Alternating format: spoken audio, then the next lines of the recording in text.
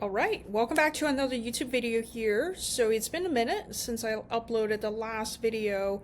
This year has just been incredibly busy at the agency. We have been dealing with a lot of accounts, making sure that we are doing a great job there, also keeping up with the platform, and also really expanding and improving our services internally. So a lot has happened this year, and that's why I haven't really been able to be very consistent with YouTube uploads. That said, I do want to do a YouTube video here today to recap Black Friday Cyber Monday, which just happened a few days ago. So essentially this deck is the internal kind of performance recap and some of the learnings and lessons. And I feel like this might be helpful if I could share this with folks and sellers, other people who are also in the space to kind of learn what we learned this year. So hopefully these will be valuable lessons that you can also take away with and apply and implement them into your shop moving forward. In case you haven't watched any of my previous video on this channel, my name is Jackie. I currently run a TikTok shop focused agency here in New York. We primarily focus on helping 7, 8, 9-figure brands scale on TikTok shop, whether that is affiliate, shop, ads, and sometimes even live. So I created this channel mainly just to share what we have been seeing, what we have been learning, as I'm very passionate about this ecosystem, about social commerce. So mainly want to provide a platform to kind of share and connect with other folks to kind of share learnings. So with that said, let's get into some of the learnings that we had for this 2025 Black Friday Cyber Monday. So where I'm gonna go off of for majority of this YouTube video is from this slide that I created for my internal team. So essentially on this slide, you can already see kind of 5 major learnings that we had coming off of this year's Black Friday Cyber Monday 2025. So the first kind of observation or just learning that we had is, so TikTok Shop is no longer a small channel, meaning there are many significant, well-known household names are on the channel now. Not only that, but there are also just very successful brands that are doing incredibly well now on TikTok Shop. So just to give you an example of how well and what is a level of scale these brands are doing now on the platform.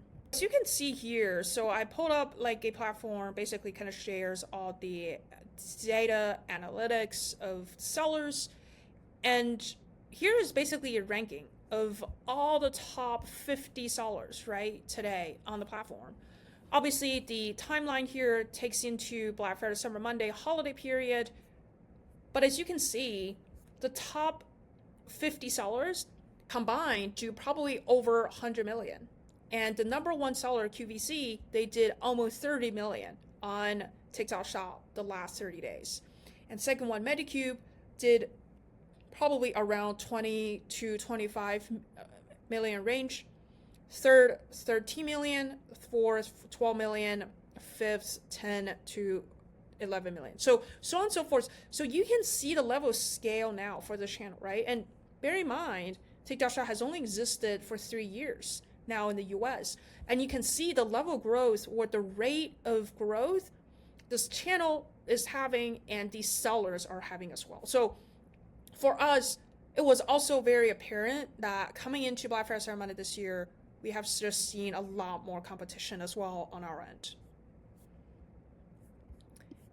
And, you know, I don't think this is anything surprising to anyone. So is every other channel there is, right? When there's money to be made, it's very obvious that there will be competition and the competition will continue to go up.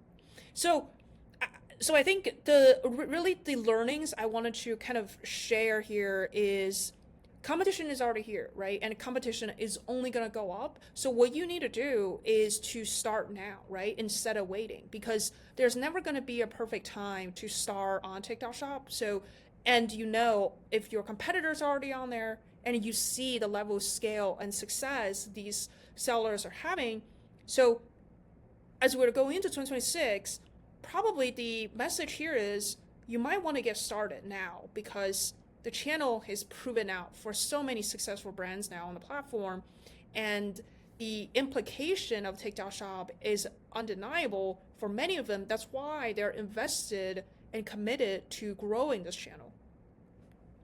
So the next one I want to talk about is average order value that I'm seeing on the platform, right? So historically, even till today, I think a lot of sellers still have this assumption that TikTok Shop is only for cheap products, right? You can only sell products that are $20, $10 because it's an impulse buy.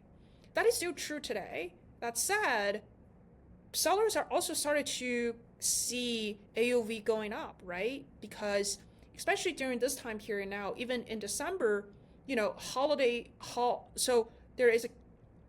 so even as I'm recording this video in December, the strategy has really become, how can we create bundles? How can we combine products together so the AOV could go up, right? Because $30 has historically been the threshold for free shipping for a lot of these platform subsidies, because that is a signal for you as a seller, as anyone in the ecosystem, that $30 is the bare minimum, is the floor for products for you to kind of focus on. And then I believe that number is going up, right? 2026 probably is going to be $35, 2027 $40, and then so on and so forth. And then we definitely see that happen in Black Friday, Cyber Monday, where I saw a ton of sellers bundle things together, run a steeper promo on those bigger bundles, right? And it's not just even $40 or $50. I sometimes see AOV going all the way up to 80 or even 100. And there is an appetite for that, right? Customers are buying. Like even for our accounts, that we see it firsthand, that when we do virtual bundles, or when we bundle things together, not only just selling one item, right? Selling 2 items of the same thing, putting it as a bundle, especially for consumable sellers, that has been such a great strategy, especially for these high velocity events such as Black Friday, Cyber Monday. So I think the takeaway here is, I implore you to look at your merchandising, your product offerings, and to understand how can you also create that AOV jump, right? Going from $30 to $40 to even $50, because that, I know this is going to be important going to 2026. Because And I think here is probably also a good time to explain why this is also important just from a margin standpoint, because as Amazon, has been leading the pack, and a ton of, sellers have been running and operating their shop on Amazon, the reality is Amazon has become very expensive, right? And you need to really look at your merchandising and offerings. And the same thing's going to happen on TikTok Shop. Although it hasn't happened yet in terms of TikTok Shop raising its fees and everything, it's going to happen, right, at some point. So you might as well just get ahead of that, so that when it does change, when TikTok Shop does start raising its fee, you are ready for it. You have already responded. You have already made the actions that are that's going to put you in the best position when that does happen. So if we go into the third learning here, essentially for these high velocity events such as Black Friday, Cyber Monday, for TikTok Shop, as based on experience now, these type of campaigns typically run for more than a week, sometimes even 2 weeks, right? And then this year, it ran for 2.5 weeks. So if the campaign is going to be, let's say, 15 days, you need to think a little bit deeper. You need to be a little bit more strategic with how you're going to do discounts and promos, right? For example, there are 2 phases going into that campaign. Phase 1, that is kind of the first half of Black Friday, Cyber Monday, meaning it starts mid-November all the way till the day before Black Friday, Cyber Monday. Then it's the second phase, right? The second phase is literally just Black Friday going to the weekend and Cyber Monday. So that is phase 2. But if we know phase 1 is so long, how can we still create buzz? How can we still create excitement in advance of when Black Friday, Cyber Monday happen? So I think that has been a conversation even happening internally before the campaign started this year. And then when the campaign actually started, what I noticed is a lot of the sellers thinking about the same thing. And then they did do something different for this year in terms of promos. So to give you an example, we saw a few sellers we're able to capture that early excitement and when the campaign started. So to give you an example, some of the sellers started their heavy discounts literally the minute the campaign started, right? And it's honestly 2 weeks even before Black Friday, Cyber Monday, but they already started their 50% off to want to capture that initial excitement, that initial momentum on the platform. And looking back at it, that was so smart, right? That was such a great strategy because they did capture that. And then I think for us, for 2026, we for sure is going to probably do the same thing for some of our accounts where we're going to start the Black Friday, Cyber Monday promos early. And it doesn't mean you need to run that for the whole campaign. It only means you need to run that, in advance or at a time when people are not expecting it, right? And then I think this is also why you need to be strategic with when it's a 15-day long campaign. How do you want to kind of separate yourself, differentiate yourself when you know virtually all sellers are going to focus on Black Friday, Cyber Monday? How can you kind of do something else that is more creative to still be able to make your money? So I think this is pretty important. And again, we're going to definitely think through this next year for our accounts.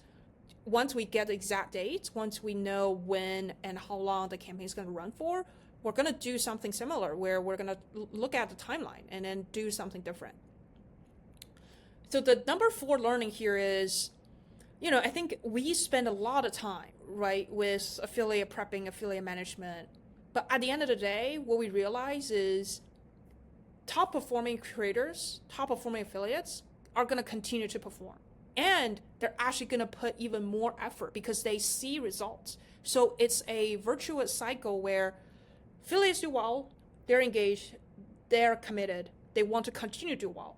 Because of that, they're going to put more content out, they're going to be more engaged with the brand, and they're going to do even better. So it just goes like that, right? And especially for these type of high velocity events, you just focus on your top performers, right? Just focus on your best affiliates. That's really it, because this is a time where you don't have 24/7, 7 days a week doing every affiliate, trying to catch up, trying to connect, trying to touch base, trying to connect. Because this is one of those times where you really need to focus on the things that are going to move the needle the most for your brand and for your shop. And from our perspective, it has always been just focusing on the best performing affiliates rather than focusing on everyone, because you just don't have the time. And then we try that, right? We try to focus on everyone. We try to communicate, connect with literally every affiliate. And what we notice is actually it's a waste of time because most of the affiliates aren't engaged. And even if you try to chase them, you try to get them to engage, they're not going to do anything. So might as well just spend your time on your best performers. So going to the 5th learning here, so shop violations has really been a big topic this year even for us, right? And I know people love to talk about revenue, people love to talk about these tactics, how do you make more money? But I like to get onto the basics and I like to talk about the boring stuff, because if you don't have your shop health dialed in, if you don't have a good performance score, you're not going to even have revenue coming in. The platform is literally going to shut down your shop. And that actually, unfortunately, happened to one of our shops. We didn't know when we onboarded them that they already were at a terrible shop performance standing. And the minute I saw that, I knew this is going to be a pain in the ass. The minute I saw that, I knew this is going to be a headache for us. So we had to spend so much time with the platform trying to figure out how can we best move forward, how much time before the campaign starts that is feasible for us to improve the shop performance score. So, it's not exciting work and it's very stressful, honestly, for my team and for everyone, because we know shop performance score is important, and that just delays all the work that we can do with affiliates and creators. So I really wanted to emphasize that shop performance score is going to be even more important going to 2026 and any of the campaigns that it's going to happen in the future. So you really want to make sure you're staying on top of your shop, you're staying on top of your processes, your systems, and fulfilling your orders on time and everything. And the last thing I'm going to touch on here is Black Friday, Cyber Monday. as someone, if you have been running your shop, or if you have been in the e-com space for a bit, you know it's the most important event of the year. And how that is manifested on TikTok Shop is you need to be doing everything to capture every dollar, to squeeze as much as possible from your shop, from the platform. So that basically means you need to be firing from all cylinders: live shopping, affiliates, promos, ads, even in-person events, right? It is going to be a lot. Like, we've seen how these top level brands are doing it. And it is a lot of work. And that is exactly why they're winning, is because this platform does require a lot of different kind of skill sets, a lot of different thinkings, and a lot of different team to do a lot of different things. For example, live, right? The live team is probably going to be different from the team that's handling creators and affiliates. And the affiliate and the creator team is probably going to be different from the team that's handling promos. It's going to be a different team handling merchandising, handling promos, handling ads. So if I just tell you how like the highest level of brands perform, they literally look at each kind of channel on Shop vertically as its standalone team, right? So essentially you might need to have one person working on one thing alone. So bare minimum, you probably will need a team of 7 to 8 folks, like 7 to 8 team members internally, to really execute TikTok Shop at its highest level. And especially for Black Friday, Cyber Monday, you have to have that level of bandwidth capacity. Otherwise, you're going to probably do well, but you're not going to do just as well, or like to its maximum, to its highest level. So those are kind of the major learnings, or just like observations we had for this year. And many of these are actually quite similar to some of the learnings I had last year. But I think some of the common threads here are, you need to really think through your products very, very well. You need to know the platform. You need to know what is the connection between your platform and your products, right? Don't even think about affiliate creators yet, because the creators, they live on TikTok. If you don't have a good offer to kind of present in front of the creators and affiliates, it's not going to be perceived well either to the audience, to the customers, because creators are essentially customers, right? They probably all buy things on TikTok Shop already. And you need to make sure that you have a good product. It can be well received by the affiliates. Then it will be well received by your audience, by customers. And then number 2, shop performance, right? Shop violations, shop performance score. Again, I really want to emphasize this so much, because we have talked to so many brands, so many sellers, and it's actually very scary that how little do these sellers understand, or how little do these sellers prioritize, or even know why shop performance score is so important, or they don't even know where to check it. So I think this will be the number 2, the second kind of major thing I would like you to take away with from this video. And the third thing I will say is kind of focus on your top affiliates, right? I think for every shop, there's going to be some creators that are just going to naturally do well, whether it's because they just have more relevant style of content, or they're just maybe customers of your products in the past. And you really just need to focus on those people, right? This is also an 80-20 channel. 20% of the top performers going to generate 80, I will say maybe even 90% of your GMV. So might as well just focus on your time on those creators. So this is pretty much it in terms of a recap, or just some of the major learnings that we had this year for Black Friday, Cyber Monday. So if you have any questions, if you want to share how you did this Black Friday, Cyber Monday, please drop a comment below, and I will see you in the next one.